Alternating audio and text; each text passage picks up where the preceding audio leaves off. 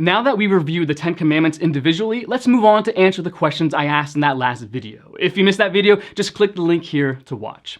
The questions are, what is the purpose of not just the 10 Commandments, but all the laws in the Old Testament? And second, are Christians today required to follow the 10 Commandments or any of the Old Testament laws?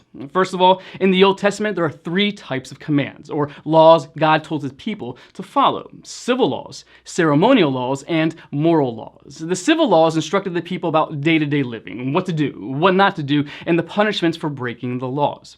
The ceremonial laws instructed the people about how to worship God. These laws included everything that was done in relation to the temple.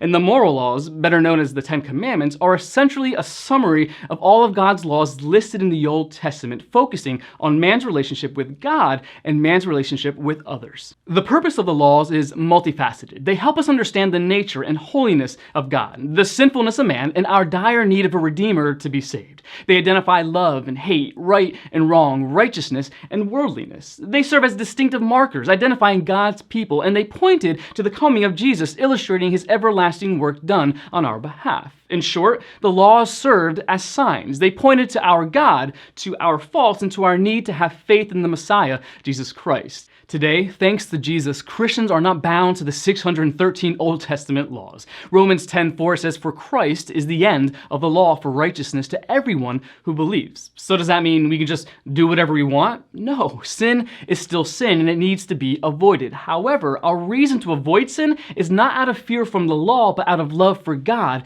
and those around us. Just remember, no one goes to heaven by following rules. We are saved by grace through faith in Jesus Christ alone. And that's today's Bible Munch. If this video was encouraging, could you give it a thumbs up to let me know? Please share it with some of your friends and don't forget to subscribe and turn on notifications. I'd love to talk to you down in the comments section below, but that's enough of me. It's time for you to open up God's Word and get munching.